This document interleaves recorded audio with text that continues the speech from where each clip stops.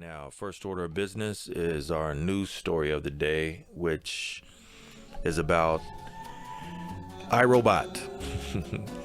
FN Meka is a computer-generated digital entity that allegedly they used a real rapper's voice to set the tone, and then the computer thought on its own after that point. And basically, there's a digital character, fully digitized, not real, hip-hop artist that got signed to a major record deal. So there's a news story from brooklynvegan.com. It says, as you've heard, one of this week's biggest and weirdest stories in the music world is that Capitol Records has signed an AI rapper, FN Meka, who was already a star on TikTok with over 10 million followers, and whose debut single, Florida Water, features Gunna and Fortnite streamer Clicks. And he's reportedly the world's first AI rapper to sign to a major deal, and then they dropped him following controversy surrounding his use of the N-word and for making light of police brutality. Now, the New York Times' Joe Coscarelli shared a statement from Capitol which reads, Capitol Music Group has severed ties with the FN Meka project effective immediately.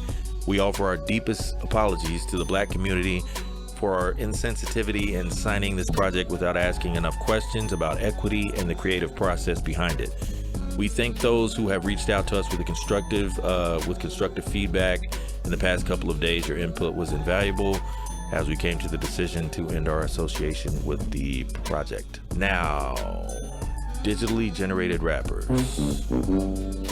Here's my take on it. What better way to commodify the culture for clout? Seeing as how hip-hop and black culture in their purest forms are frequently snatched away, diluted to the point of being more digestible by mainstream culture, and then sold back to us, this would only seem like a natural progression of the fuckery. 16 years ago, one of your favorite commercial rappers, Nas, told you hip-hop was dead. Remember that?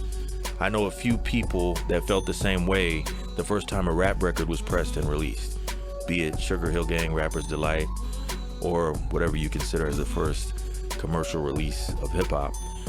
I think that's because the reins were then handed over to entities outside of the culture itself to dictate new rules to us, and most of us within the culture easily accepted it from back then until now.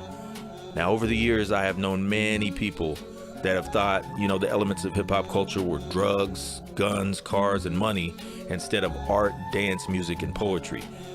Now, this perspective readily allows those outside of the experience to kind of demonize and criminalize people that lay claim to the title of hip-hop artist. And looking at the nature and history of rap music in the major industry, it's often difficult to debate this argument. The most violent, misogynistic, ignorant, and morally bankrupt are often propped up as idols for the rest of us to worship. Now, out of the classic elements of hip-hop, DJ, graph writer, breaker, and MC, the MC has been the only one packaged and marketed in this way, as a corrupt American idol. No other genre of music glorifies the debauchery of its stars like rap music. Even rock and roll, with all of its sex and drugs, has a moral compass.